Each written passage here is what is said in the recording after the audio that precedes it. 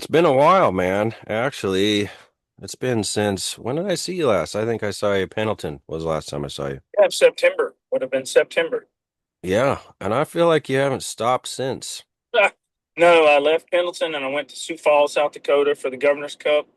Yep, After that, I went to Roggin for the final rodeo of the 25 season and at the Survey Ranch. So that was kind of a wild middle of the week, 1 day deal. And then I drove home from there, did an event with my daughter, rodeo in the East. And honestly, I that's can't right. remember. I know on this particular trip, I'm between Fort Worth and San Antonio now. San Antonio starts Thursday. I don't know when you're putting this out, but it's Tuesday. And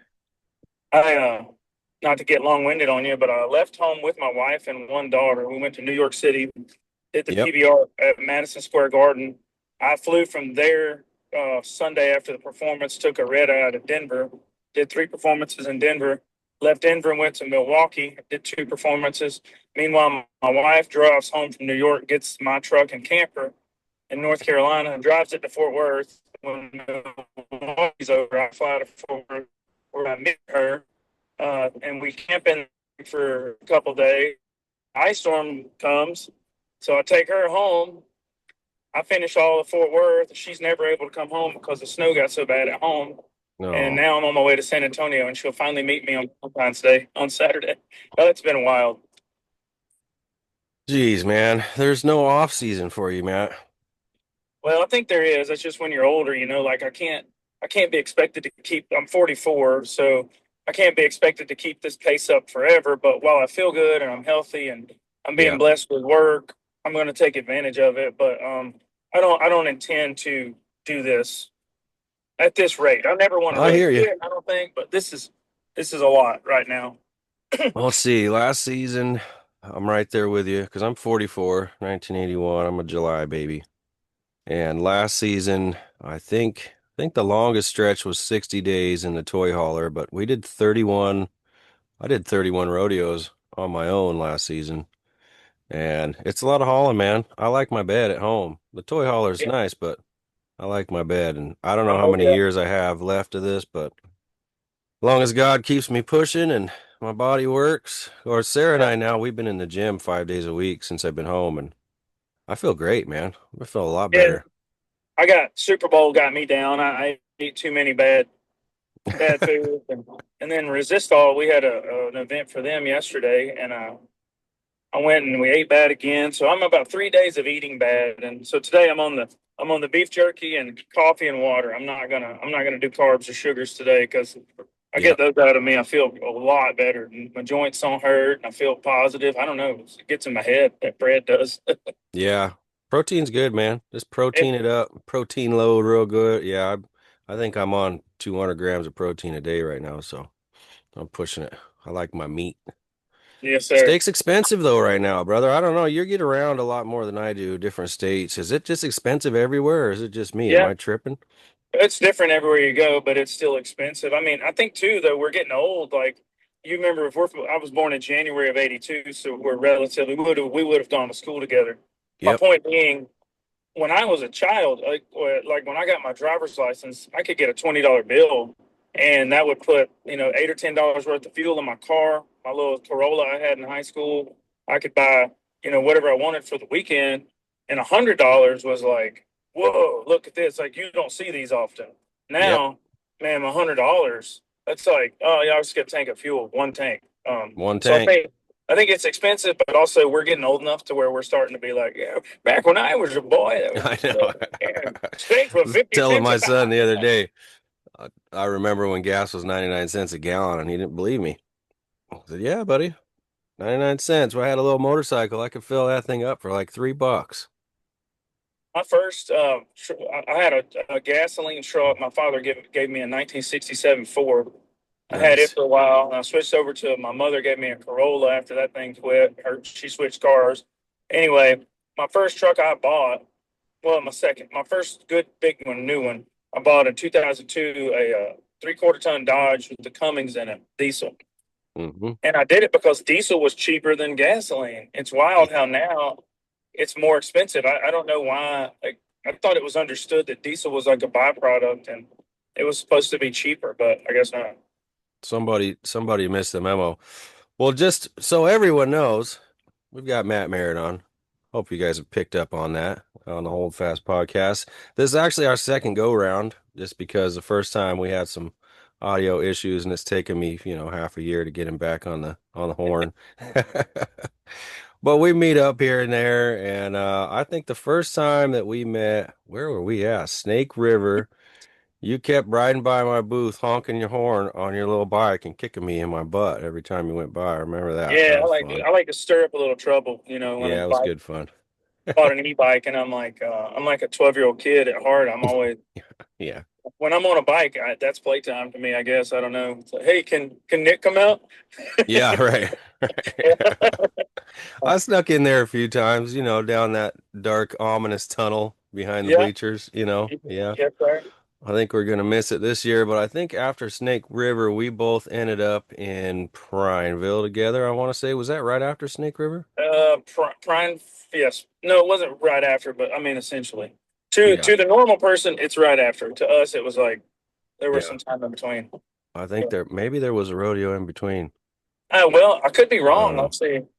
I don't. I'm not really good without my wife around answering questions about dates Yeah. and times. Yeah, I'm not good without my spreadsheet open, so yeah. I gotta have all that. I'm not real good at all.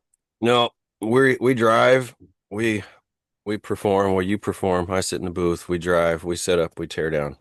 That's life. Yeah, But that's for it. those of people out there who don't know, Matt, I would say, especially after last season, I'm gonna call you the most famous rodeo clown on the planet right now, brother. Because I mean it is what it is, dude. And now podcast hosts. We can add that to the list, dude. This guy's riding around with Yeah, yeah. Wrangler in a limo at NFR interviewing the big boys. That was Yeah, awesome. that was a pretty cool experience, man. The NFR was really good to me this year, and thank you for the compliment. I Yeah. have really good jobs, and I got to give it all to God. I really do, man. I'm able to support my family. I've done this for 26 years, and um, kind of never, as a young person, thought I didn't have the confidence in myself that I probably should have. And can't believe that I'm where I am now. It's blowing my mind that I'm getting to do the events that I am. But with that being said, I pray for my job to give joy to people and for me to be able to just be positive all the time. And man, he's just been answering that one. So I pray for it every time, and it's working out. And I'm rolling, man. I got a lot of work. I'm booked all the way, not every week, but I mean, I've got stuff booked all the way through 2032. Some of them are considering going to 35. So, yeah, it's pretty wild. Wow. That's crazy, man. Yeah. 32. All Hmm. right. Keep eating that protein then. You're gonna need it, brother. Yeah.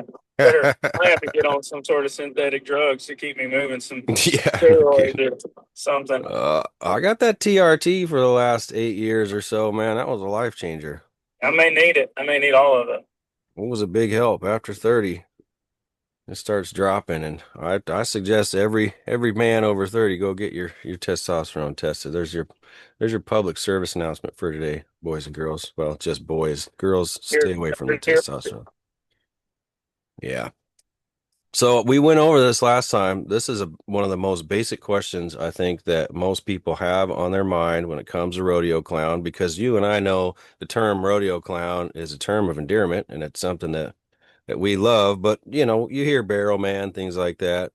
I think people are a little standoffish who don't know rodeo to call someone a clown, and I think you're here to remind them that it's a fun thing, man. Yeah, it is. And I can't really remember everything we talked about, but usually when this question comes up on a podcast or somewhere where I have the time to articulate, I try to share, what I know about it. And that is that rodeo clown, it's a stolen art actually from the circus, the way I understand it. Yeah. Um, there's not like a really good written history, but rodeo was just like one of the earliest forms of entertainment in America, much like baseball came around back in the day. And about that time, when circuses were on trains passing through these small communities, rodeos were happening. And so people would go to the rodeo, and the clown people would go to the circus, and the clown, he would jump out and do something funny between the elephant part of it or the trapeze, and he would move to a certain ring to get your attention. So essentially, Rodeo just said they had a guy that was probably there fighting bulls or opening gates or helping. And the thought is that they probably told that guy, hey, man, dress like a clown tomorrow and do something funny. Or, maybe that guy came up with the idea, but whatever, they stole the idea. And then the bullfighter was not only helping do all the work and fighting bulls, but he did funny stuff in between when he wasn't busy doing his other job. Over time, that has morphed quite a bit into something totally different where the bullfighters aren't really very funny at all. Every now and then there'll be a few guys that still like to clap and get the crowd going. Yeah. But typically it's me as the entertainer, clown, barrel man. That's like a whole separate discipline from the bullfighters who are over here and they're more athletic. Um, and then there is serious parts of my job with the barrel, but the barrel isn't quite it isn't necessary at every event. Like you can go to some and you'll never even need. You shouldn't even roll it out there. It's pointless. It's a small, a certain size arena that you don't need it. But like a Pendleton or someplace, it's pretty important because on that grass, I mean, anything to get behind is pretty good. Yeah. Agreed. Last season, well, I think it was, I guess it wasn't last season, season before you did 195 performances. I don't Yeah. know how many you did this last season. I'm sure you've done the calculations at this point. Did you beat it? I did in 2024. I did 195 in 4 countries, and then I did the math about tax time. I don't. We were looking at it for taxes, because I have to write down, where I travel and like per Yeah. diem change. So I don't remember the number off the top of my head today, but it was less. So that was good for me because I wanted to. I took a couple of weeks off, is all it was. Like instead of being gone all the time, I took some time. My wife and I went to Mexico one week because, like as you would know, at our age and having kids, I got 17 and 13-year-old daughters. A relationship with your wife is very important, and it's kind of hard to maintain when you travel. And then she used to go with me everywhere, but now she can't because my children have their own life, and it's not really fair to force them to go to all of our rodeos and all of that. So Yeah. anyway, we take some time off every now and then. We're gonna go. We're gonna go to the Virgin Islands this year. I got a buddy with a house down there, so it made it pretty affordable just to basically fly down and rent a car instead of having to go all Yeah. out. Yeah, Yeah. Sarah and I took a break this last season too. Went to Puerto Rico. I think for 7 days or 10 days or something. And it was yeah, all right. We rented a place in San Juan, which I would not recommend because the city in Puerto Rico is not the business. But once you get, out a little bit, it's pretty nice. But yeah, taking that time, our kids are moved out. Praise God for that. But something that you just touched on, and I don't know if it's still on your Instagram or if you changed it or not, but there's an order on there that struck me that's important in my life that says Christian, husband, and dad in that order. And I think, that's something that Sarah and I came to the realization of years ago was that, as long and pertaining to that order is that as long as her and I are living our life in a way individually to please God, that has bolstered our marriage, obviously, which is the second most important.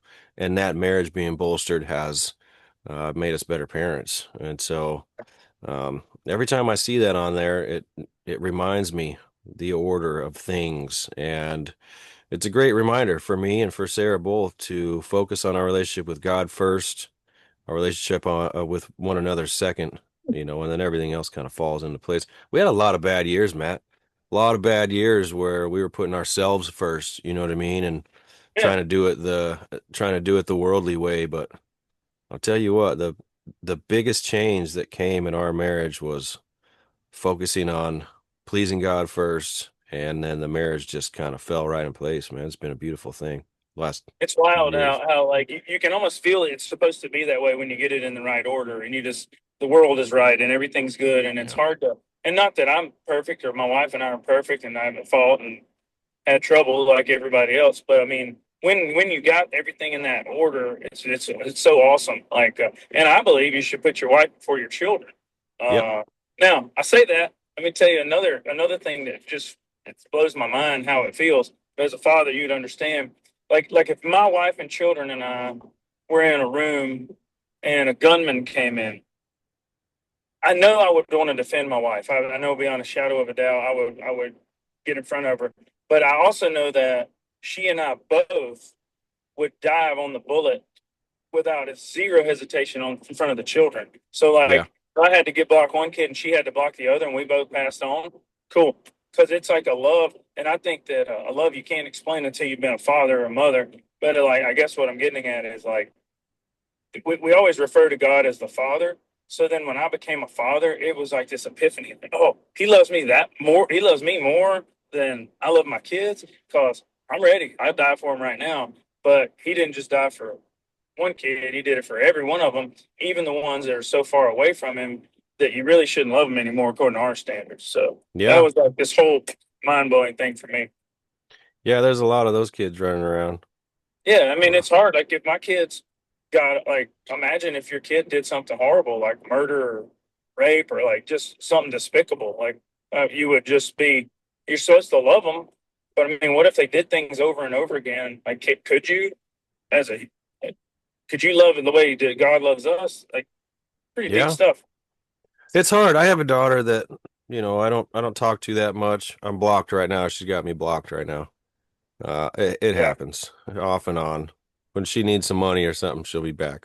But Uh, a kid that's really treated me, pretty horribly, really abusively over the last several years, and we have to, we've spent a lot of time in prayer over this kid and the way that she's treated us. And so, yeah, you're right. There does come a time where, I still love my daughter, but I've got to give it to God and just step away and um, not wash my hands of her completely. I'm always praying that she comes back around, but there comes a certain point where it's like, you know what?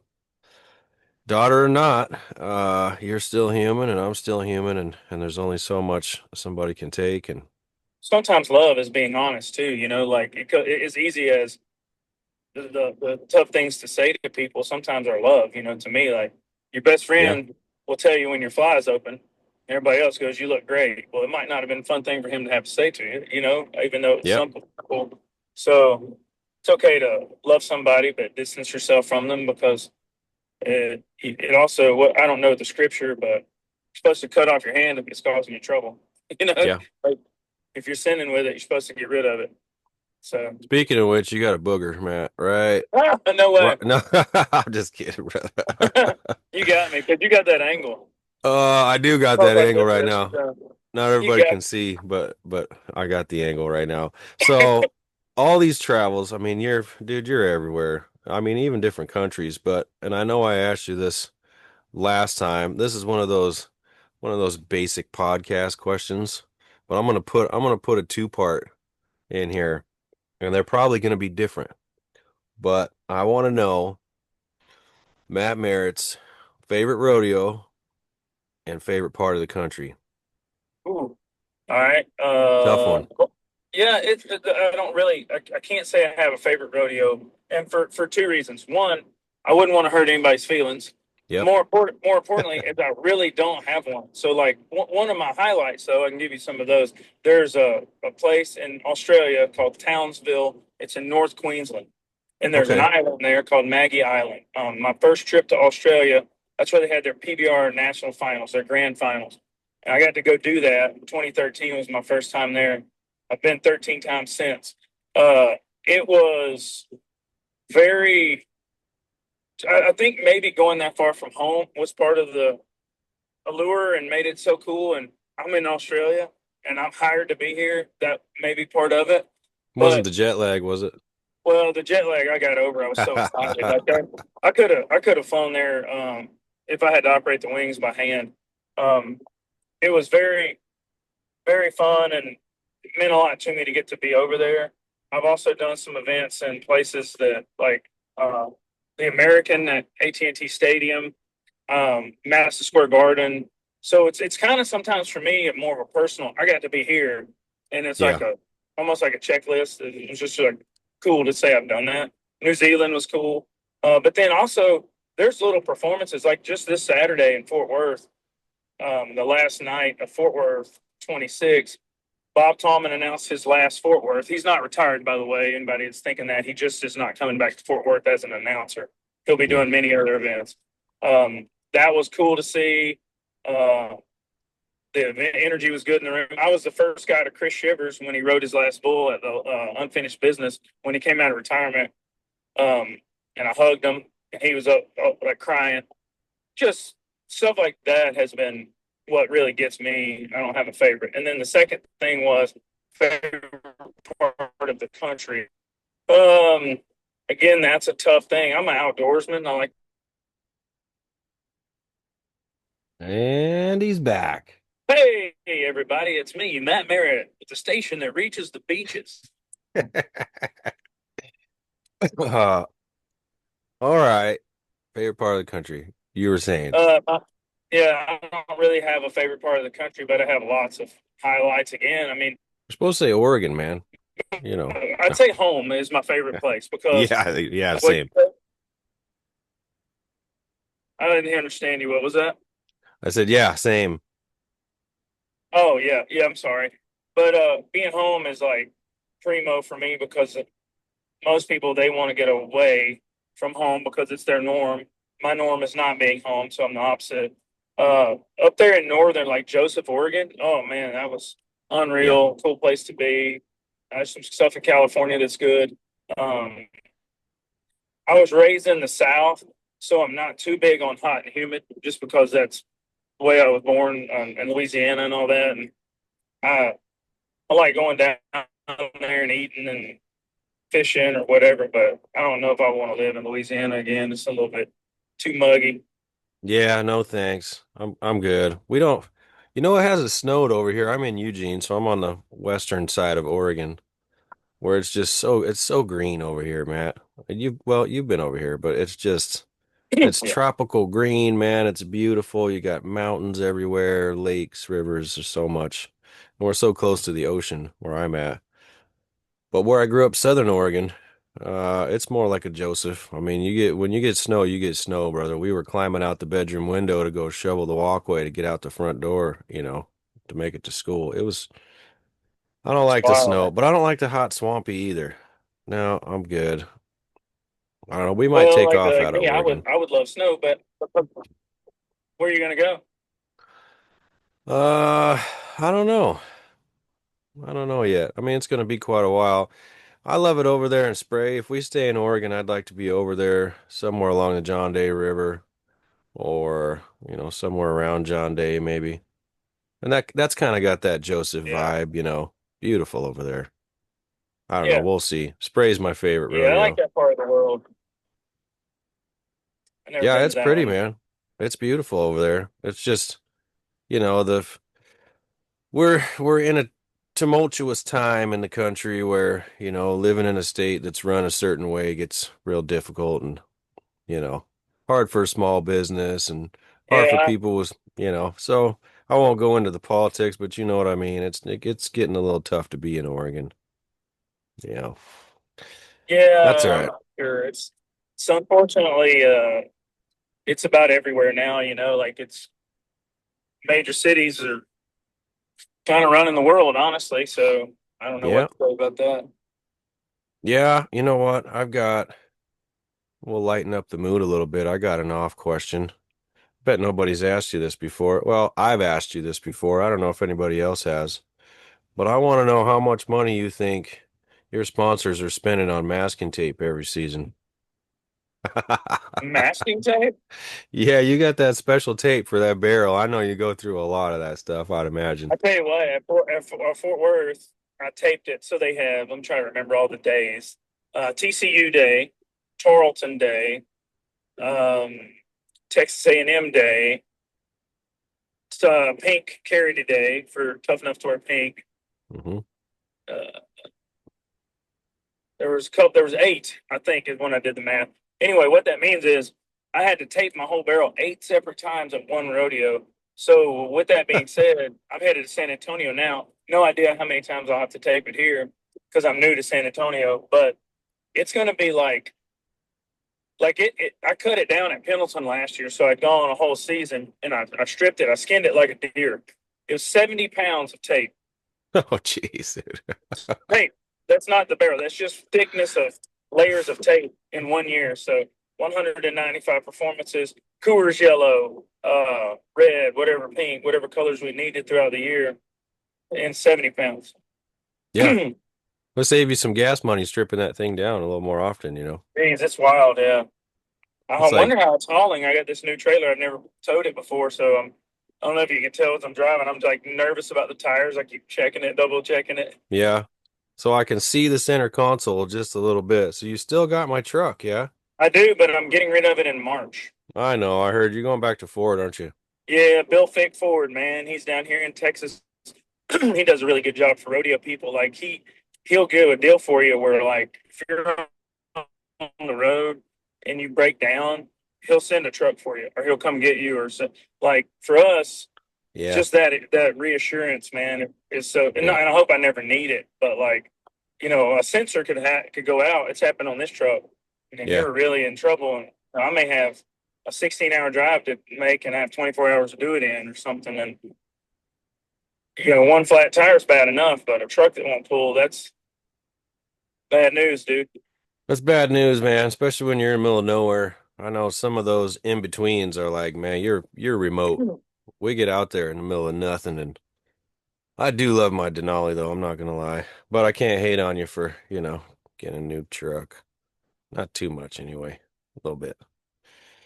Um, well, what about you still there, Matt?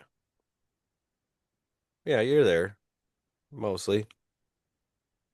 I got yeah, I mean, Yeah, you're just a little choppy. It's Texas. That yeah, I'm Texas sorry, man. chop. Oh, that's so good.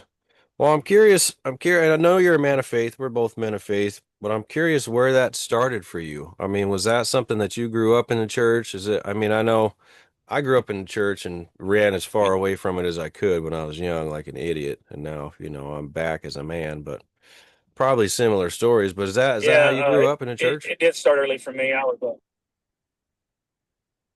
well, yeah, my mother and father divorced when I was a little kid, but I've been going to church with them or someone, my whole life in the South. It's pretty normal, there's South churches everywhere. And then my father and my grandmother and grandfather, there were two homes. My dad had one and my grandma and grandma had one really close to each other in this neighborhood in Louisiana. And there was a church right there by my grandma's house. So we always went there. And my dad was good friends with the pastor. And that's where I was baptized and saved. I was like 12 years old when that happened. And then, like any teenager, I probably wasn't the best person when I was a teenager. I made some pretty bad decisions, but always had a bad feeling in my gut when I did it and a really deep conscience for when I make mistakes. And I was saved all along. I just wasn't a real great Christian as a teenager. Of course, like anybody else, I've had my ups and downs, but yeah, really, I don't have this crazy story like some people do where they, got on an addict or whatever and then got saved in this big thing. I've just kind of always been a Christian, Yeah. a mistake making Christian at times, but well, still a mistake making Christian, but you get what I mean, like probably a better Christian at times than others. Anyway, so yeah, just been saved my whole life really since I was a kid, and it's really all I've ever known, man. Like, I mean, that's for sure. I deserve it, but Well, we all make mistakes. I and I think we all and have do a times lot where of wild things. we struggle with our faith. Probably, like I said, I don't know that I deserve the blessings I've had and the fortune I've had, but God's been good to me. From what I've known of you over this I think we've known each other for a little over a year now, and you've always been a man of integrity. You're somebody that I look up to and always conducted yourself in a way that's, respectful and respectable. And I'm curious, obviously I'm in the faith business. Um, I mean, every day, we sell faith-based rodeo clothing and we've got our ministry and stuff. And so it's I guess it's a little easier for me to kind of see what that path forward looks like just based on my faith and how I conduct myself and how I guess relate my faith to business and how I conduct myself in business through my faith.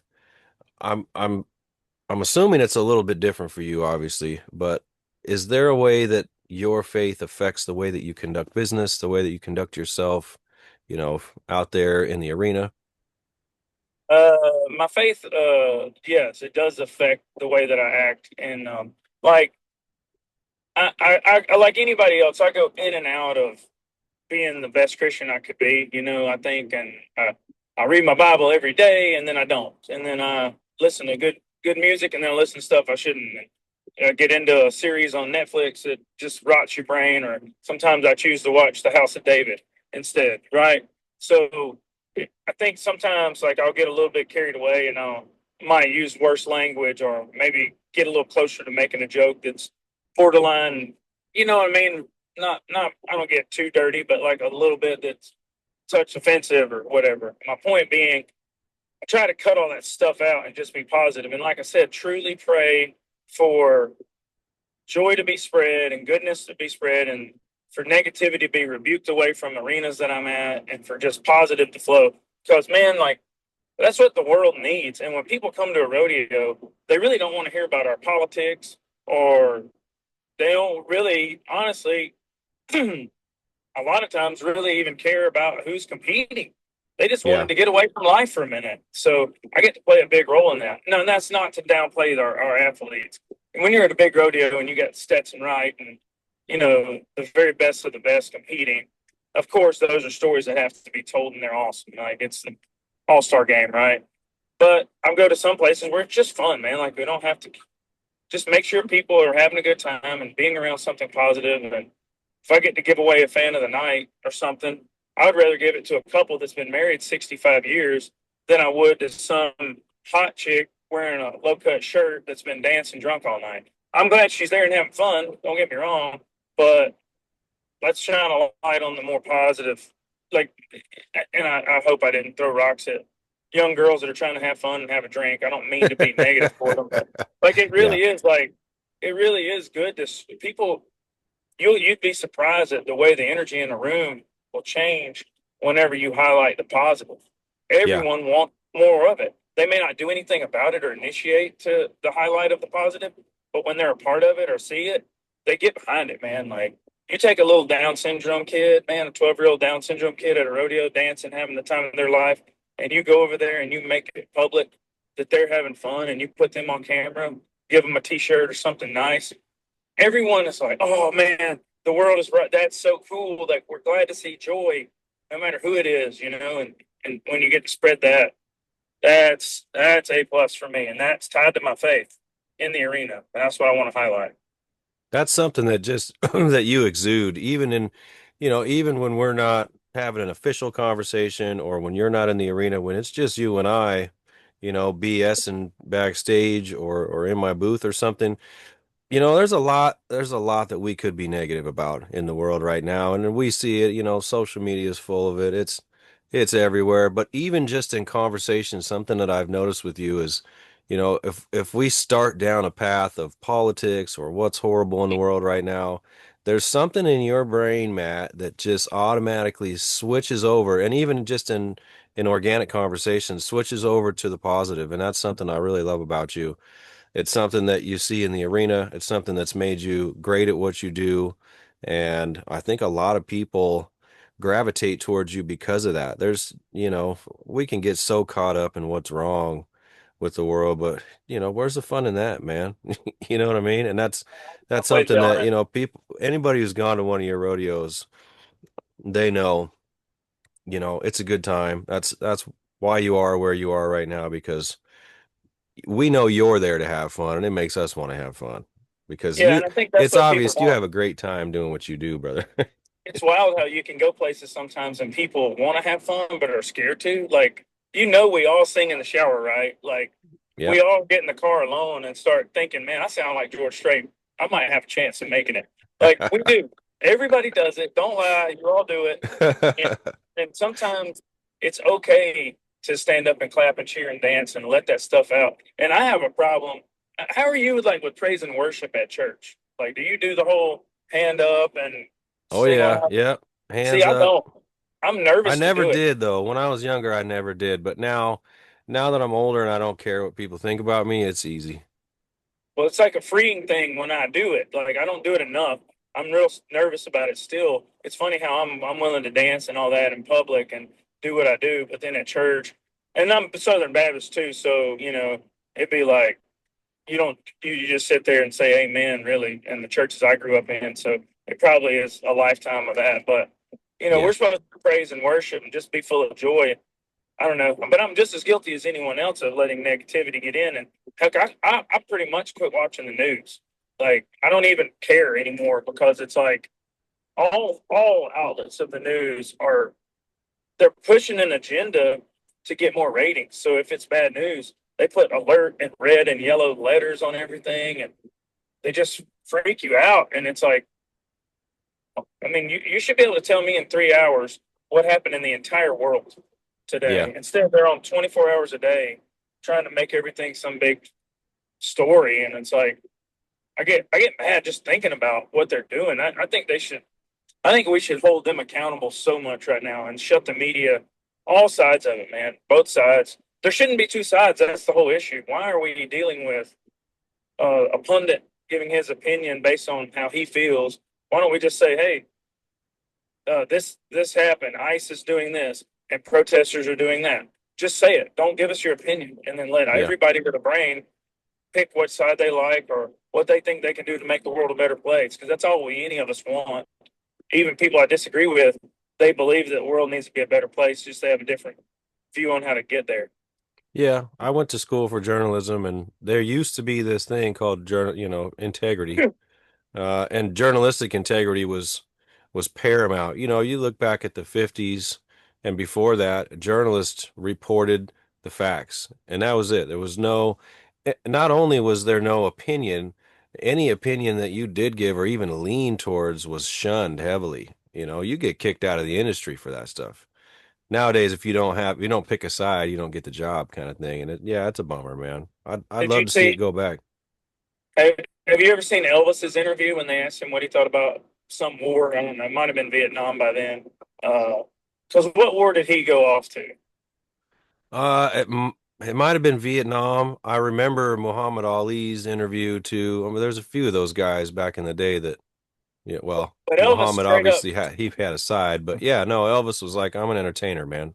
Yeah, I don't I'm an know anything entertainer. about Don't everything. ask me about that. You don't Yeah, want my. I want to give it. Which to me should be the way it is. Like, who cares what somebody who's never been a doctor thinks about healthcare?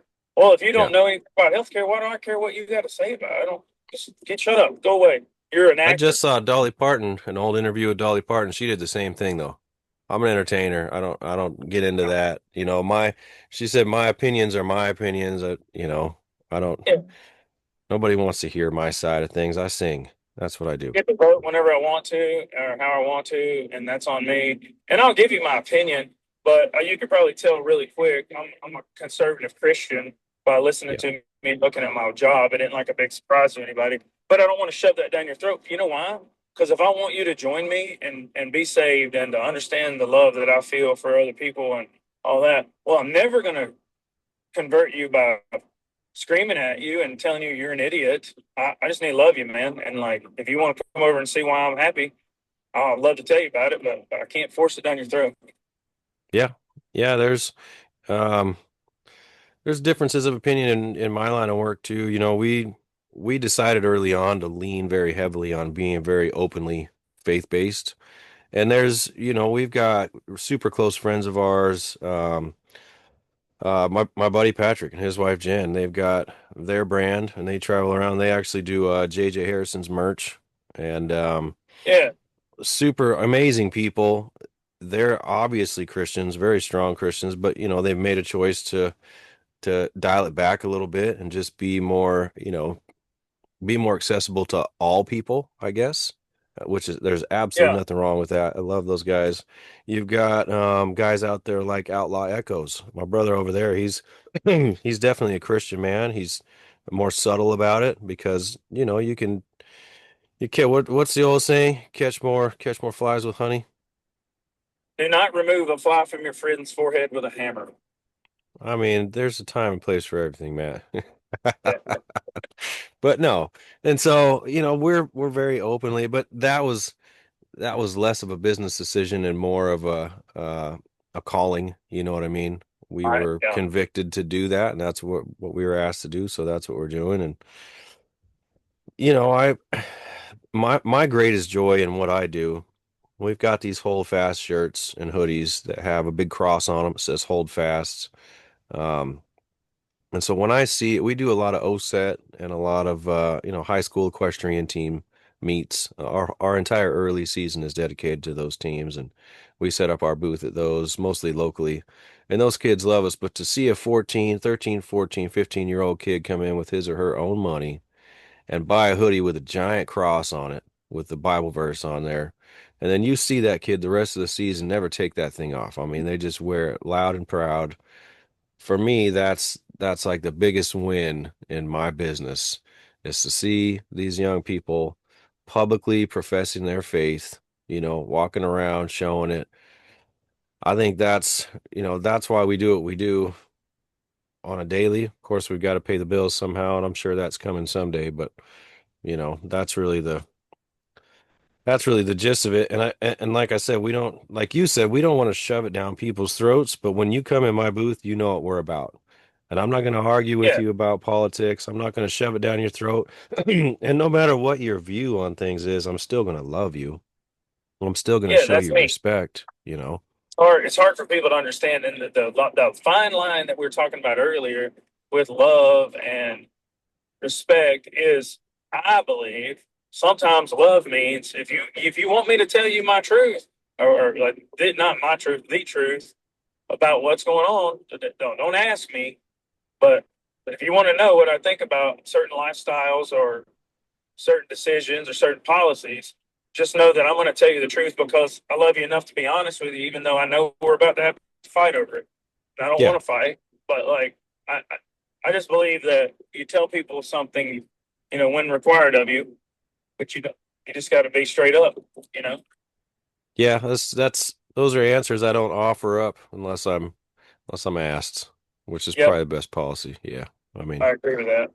but at the same time, I think the vast majority of people, like you said, see us, see our lifestyle, see, what we do and where we go and who we hang out with. And I'm sure they probably have a pretty good idea of our stance on things, and Yeah, that's okay. But at the same time, somebody like you, and I try to be the same way, but someone like you who just is joyful, who is, when people see that and they wonder, man, what is going on in this guy's life that I don't have? That yeah, gives him this joy and this ability to be happy through, whatever is going on around him and make people curious, and they want to ask, what is it about you?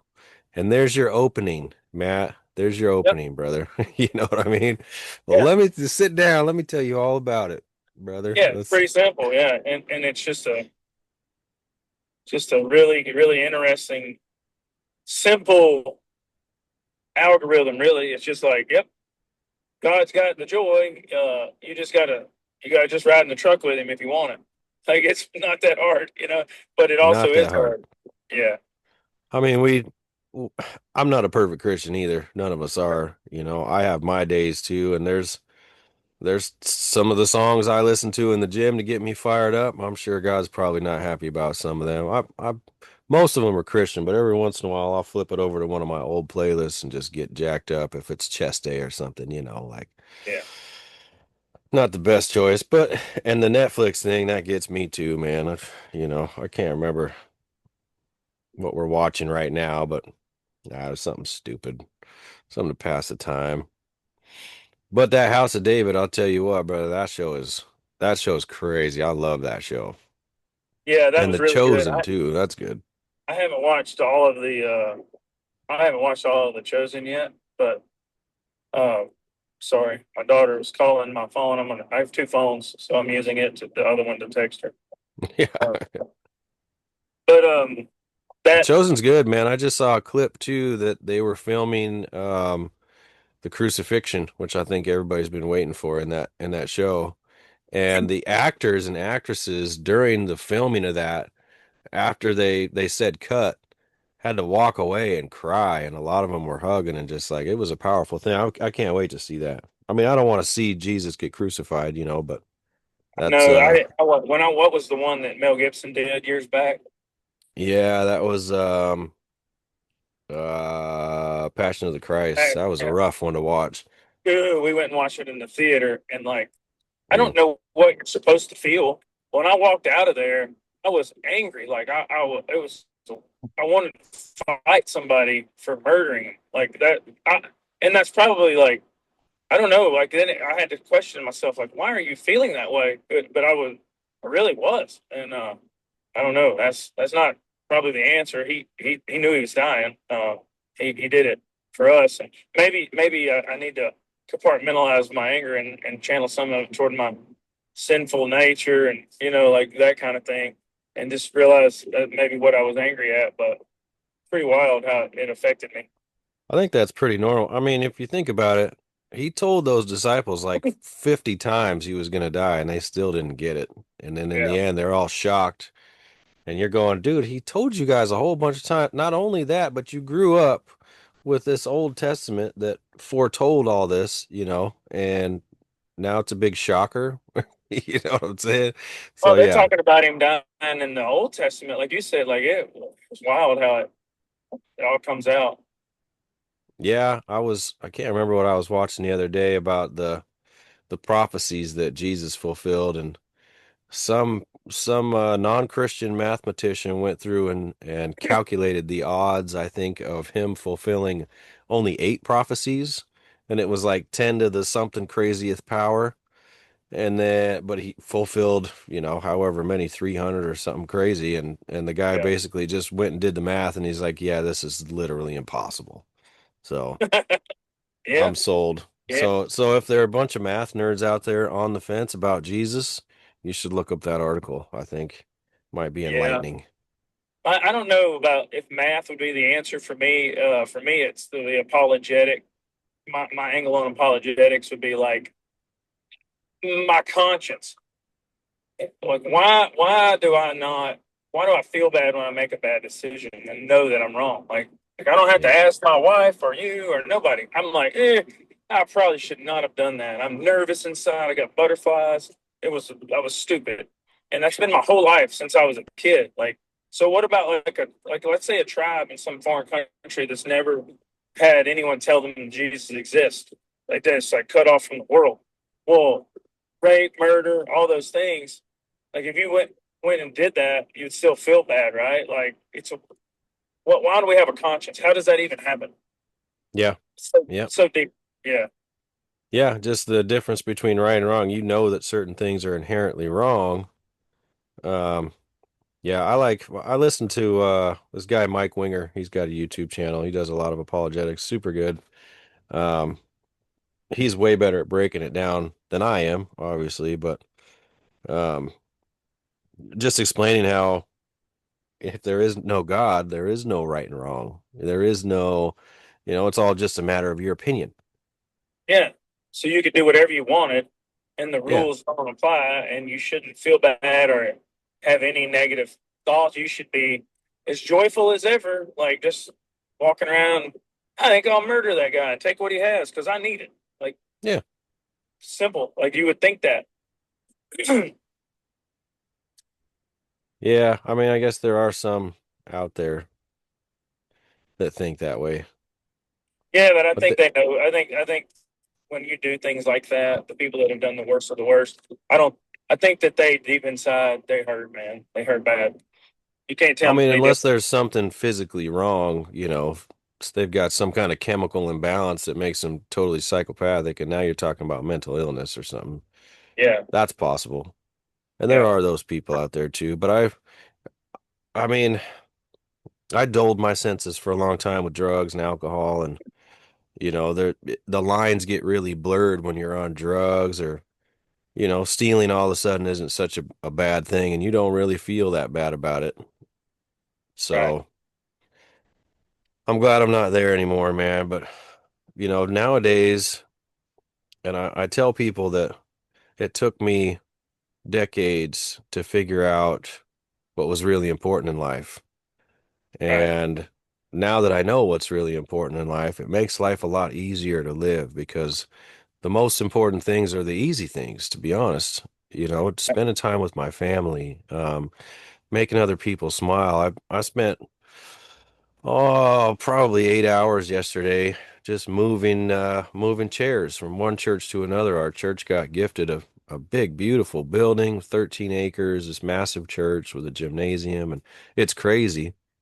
And so we're moving from our current building, which used to be a skating rink that we rebuilt, which is also a beautiful building, into this new building. And as much of a bummer as it sounds to be moving chairs all day, I mean, it's not the funnest thing in the world, but the joy that you get from being able to serve and serve others and know that you're a part of something bigger. I mean, that's what it's all about, man. It used to be, what can I get out of this? Are you going to pay me for this? Or, you know what I mean? And Right. I don't know, maybe it's because I'm older and more mature, but it took me a long time to figure out what's really important in life. That falls into the And same category for me as the whole when you have life in order, it just feels right. And you're just doing what you're supposed to be doing, and it's now things are good. Like you get rewarded and you don't even want to be just for having things in order. And I think you're supposed to serve other people. Uh, I've heard a pretty cool analogy about 24 hours in a day. If you split that, think about how good the world would be if there's 24 hours in a day. You divide it into three parts, three 8 hour parts. Okay. 8 hours, you just take care of yourself. You work, you get money for your family, you do your normal, take care of your farm. All right. The other 8 hours of the day, just go serve people, give, help, move chairs, whatever. And then 8 hours a day, you sleep and eat. How good would the world be if we all lived by that? yeah, no kidding. Yeah, pretty I wild. don't know if I could spend 8 hours just serving myself. But just serve other people, like just do serve. Well, I mean, like an 8 hour job, like go in and whatever, serve, do 8 hours trying to make money and take care of yourself, put 8 hours into other people, and then 8 hours of getting your rest and the stop and eat. It just a pretty cool thought. I know it's Yeah. probably wild to try to actually implement that, but I think for you and I both, I think our 8 hours of feeding our family is also serving people, which is really cool. yeah, it could be. Yeah, yeah, I think that you serve definitely. I think that what you do is bringing joy to people is not a popular thing anymore, man. And it's hard to make money at. That's for dang sure. it's wild. Yeah, and Yeah. I don't mean to, and I don't know. Like I toy with. I don't want it to be like I'm bringing joy to people. I just get to be the one that drives the boat, right? You know what I'm saying? Like I don't want it to be like it's all me either, because that's I think when you go down, especially after watching House of David, you realize it's never you, it's God. You got to give Him the glory and give Him everything, and you're part of His show. You know what I mean? Be a proud vessel. How's that? Yeah. Proud to be a vessel. But you do. God brings joy to people through you, Matt, 100%. And I appreciate what you do. I think that we need more people like Matt Merritt in the world. And I'm hoping, I don't know if it's going to happen this season. I'm not going to make it back out to Snake River, I don't think.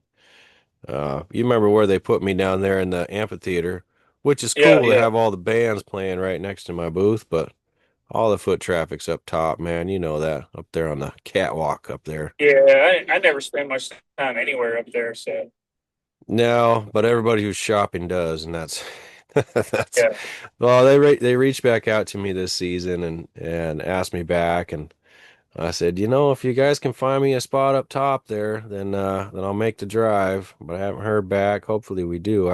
I love that rodeo. It's a great arena too, and they put on a big production, a big show. It's cool. It's a cool thing to see, but if they put me back down in the pit, I just can't swing it, brother. Can't do it. I So, understand it. You got to make sales. yeah, but if you come back, I don't know if you'll be back in Prineville. Are you gonna be back out there this year? No, not. I can't remember everything. I think I'm coming back at some point, but I don't Yeah, have my calendar's on the phone that we're talking on, so I'd of have to get course it off is. and look that up. Yeah, Well, I imagine you'll put out a schedule at some point. Yeah, you gonna make like a little infographic or something. yeah, yeah. I'll put one out every quarter, or a couple months, or sometimes monthly, Yeah. depending on Usually, I'm honestly scrolling through Instagram and I see someone else post a schedule. I'm like, oh, I better make one. Call my guy, get one made up real quick. Yeah, my business partner will put out his schedule and I'll go, oh, dang, I need to make one. So Yeah, I imagine I'll see you somewhere. Well, we'll be back out Pendleton too. You'll probably be back out there, won't you? I will, and I look very much forward to seeing you there. Yeah, brother. I'll see you there. And then if anything, well, I don't know. Yeah, might just be Pendleton. We'll see. I'm gonna stick around closer to Oregon this year. We've got some plans in the mix. I haven't announced yet, but I guess people will hear it here first. We're gonna take the Hold Fast podcast and the ministry. We're gonna go nonprofit with it, and we've got some bigger plans there. So we've got a great team this year. We've got about 30 uh young men and young women riding for the brand this year. Matter of fact, our team captain this year, the red-headed savage, I call him the slow-mo kid, Lane Vaughn, took second Fort Worth. He did. Uh, love that kid, man. Such a cool guy. He's All the our team redheads get captain. good there. He's awesome. Yeah, no, he's a great kid. He's from out here, but he's running our team for us this year. Couldn't ask for a better guy to be on the team, but um yeah, so we're excited to do that. We're excited to expand the ministry side of things and just make the kind of the for-profit side will just be really just to support the ministry. I feel like that's where God's pulling us, and there's so many of these great kids that are rodeoing every weekend that just don't make it to church on Sunday because they're at a rodeo, and you can't blame them for that. They're doing what they love, they're doing what they're good at, and not all these rodeos have a cowboy church. I mean, the vast majority of them don't. And so we're looking at creative ways to bring church to them, to those athletes during the season while they're on the road. And so that's going to be the mission moving forward. And That's our job, man. We're supposed to. yeah, I think we're supposed to do what the 12 did after Jesus went on. It's carry on, spread the word. That's what church is. It's not. I don't think it has to be a building with a steeple and stained glass. that's By the right. way, my father-in-law built stained glass windows for a living. They have one of the oldest stained glass businesses in America. So not knocking stained glass. I'm just really though. It doesn't have to be that, man. It can be this. It can be. It's what the disciples were doing. That's what church was supposed to be when Jesus gave them instructions. Go spread the word. That's all we're doing, man. All of us. Yep. That's right. Being disciples and making disciples. That's the Yep. plan. And we've got, so like our Instagram, our team has an Instagram chat where we do a little bit of Bible study on there. And, any of those kids can call me at any time and we'll pray with them or give them advice and help mentor those guys. And so, yeah, we'll see what that looks like. Wherever we're at together, I'd love to get you involved, loop you in. We can have a quick prayer in the shoots or something before or whatever, man, whatever that looks like. Sounds Always great. great to have you around. It's always great to see you. Always great to have you on the horn, brother. Safe travels. I don't know. You probably got too many miles on that truck now for me to want to buy it from you, but We're that's at all right. 103,952. You got that thing with such low miles on it. I can't believe what you paid for that truck, dude. Yeah, I'm hoping when I'm trading it in on March 2nd, I'm thinking it'll probably be my day. So let's see what they think of it. Yeah. Hopefully it was a win. Hey, those Ford guys can't knock those older Denali's, dude. Those trucks are. I drive one still. Mine's not a diesel though, so Yeah, that's all hopefully right. it's a good one. Hopefully I'll come out clean. You'll get a good chunk of money for it, brother. Well, I appreciate you coming on, man. I'm sorry it's been such a runaround. I know we're both always running around like chickens with our heads cut off, but um, I appreciate you taking out some time on your drive. Stay safe, and I will talk to you soon, my friend. Hey, Nick, see you, brother. Later, buddy. Bye.